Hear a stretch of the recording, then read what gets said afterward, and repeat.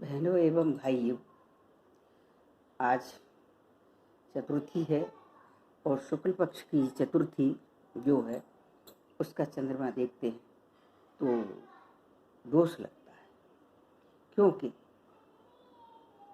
चंद्रमा स्वयं बेचारे कलंकित हुए हैं। राहु केतु के कारण भी हुए, अहिल्या के कारण भी हुए, तो कलंकी हैं।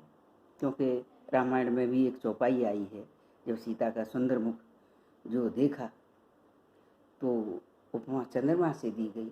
तो उन्होंने कहा, जन्म सिंधु पुण्य बंधु विष दिन मलिन सकलंक, सिय मुख समता पावके में चंद्र बापुरो रंक। परंतु शीतलता प्रदान करने वाला उसकी किरणें जो है हमारे शरीर पर, जब शीतल किरणें हमारे शरीर पर आती हैं तो उससे मन को शांति प्रदान होती है, मन को शांति मिलती है। और चौथ का जो चंद्रमा है उसे साप कर दिया गया कि इसको कोई देखेगा तो ये शापित है, और इसकी जो किरणें हमारे शरीर पर आएंगी वो हमारे शरीर को प्रतिकूल प्रभाव प्रदान करेंगे। इस कारण चौथ का चंद्रमा नहीं देखा जाता है। उससे पुराण के अंदर एक कथा कही गई है जिसे मैं आपको बता रही हूँ। तो जब चौथ के चंद्रमा को कलंकित कहा जाता है तो लोग गाँवों में पहले पत्थर फेंकते थे कि कोई गाली देगा तो दोष मुक्त हो जाएगा, पर ऐसा नहीं है। उसका एक श्लोक है, सिंहो प्रसेनमवधीत सिंहो जामवतु हत, सुकुमारक मारोदी तब ये स्यमंतक। ऐसा जामवंत ने अपनी बेटी को कहा है। इसलिए कहा क्योंकि जो कृष्ण थे तो उनको जन्म से ही परेशानियां तो हुई हैं और उनका सामना भी किया है। और हमारे देवी देवताओं से हम प्रेरणा लेते हैं प्रेरणा ये लेते हैं कि कष्ट है तो उसको सहन शक्ति भी देता है भगवान, और रोने से कष्ट कम ही होता है, उसका उपचार करने से कष्ट, जैसे दवा से बीमारी दूर होती है, उसको सहन शक्ति से ही और उसको उपचार किया जाए। तो उसकी कहानी मैं आपको बता रही हूँ कि जब कृष्ण स्यमंतक मणि चोरी हो गई, सत्याजित की बेटी थी सत्यभामा, तो चाचा लगते थे वो, अक्रूर भी चाचा थे, सत्याजित भी चाचा थे। इस प्रकार से उनकी बेटी थी सत्यभामा। अब उनकी जब स्यमंतक मणि चोरी हो गई, किसी ने चुरा ली, वह कलंक कृष्ण को लगा दिया गया कि हो न हो इसी के पास, क्योंकि ये तो छल बल सभी से साम दाम दंड भेद की नीति अपनाता है, इसने ले ली। परंतु चोरी असत्य नहीं भाषण करते थे। उन्होंने कहा मैंने नहीं लिए। कि कैसे हम मान लें कि आपने नहीं लिए तो प्रमाण दीजिए। प्रमाण कैसे दें जब कोई वस्तु है ही नहीं, तो उसका प्रमाण कैसे दिया जाए।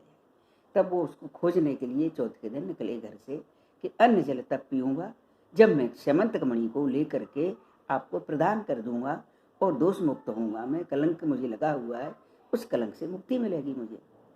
चंद्रमा देख रहे थे, चंद्रमा कभी छिप जाए कभी निकल आए, उपहास जैसा हो रहा था।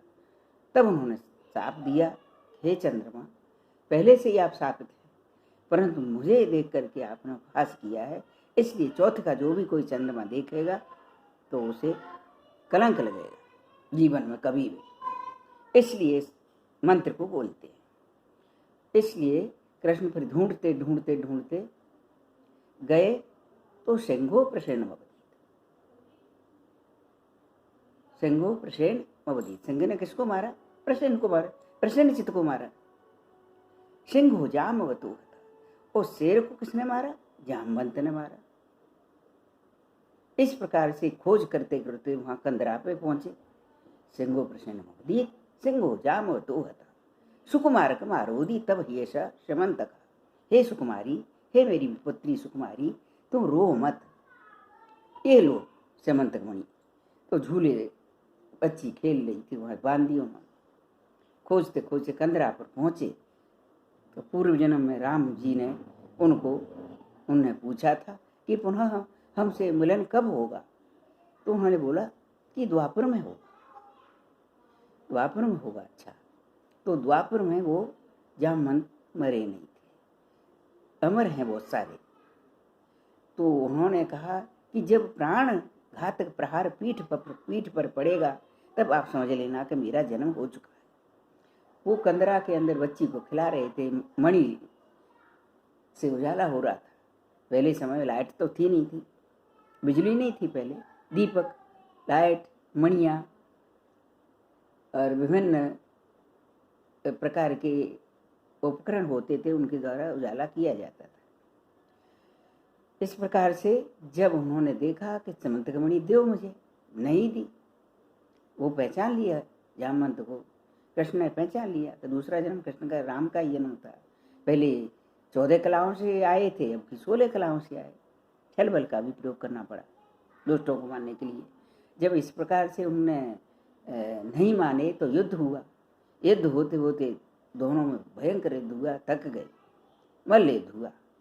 जब थक गए, जामवंत नहीं माने, बार बार बेहोश हो जाया कर, फिर लड़ने को तैयार, तो उन्होंने जोर से मुष्टिका पीठ पर मारी।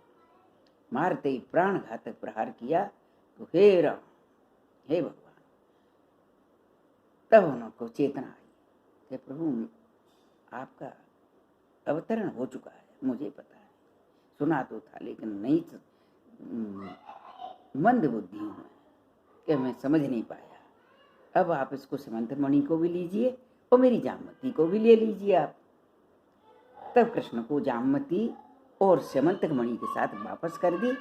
घर पर आकर के सत्याजित को मणि पकड़ा दी। जब सत्याजित को मणि पकड़ा दी तो सत्याजित ने कहा कि मेरी पुत्री सत्यभामा को भी ले लीजिए आप। इस प्रकार से 8 पटरानी बनी, स्वयं नहीं लिए, आई हैं वो। जब दे दी, सत्यभामा का हाथ थमा दिया।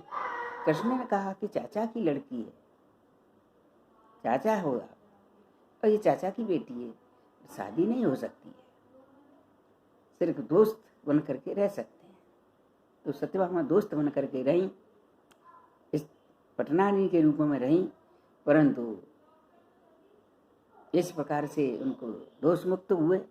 और दोष मुक्त होने के बाद में इसी प्रकार से कन्याएं आती गईं। ये इस आज के दिन उनको कलंक लगा था, इसलिए ये कहानी मैंने इसमें बताई है। इस प्रकार से चल रहा। अच्छा, नमस्कार जी।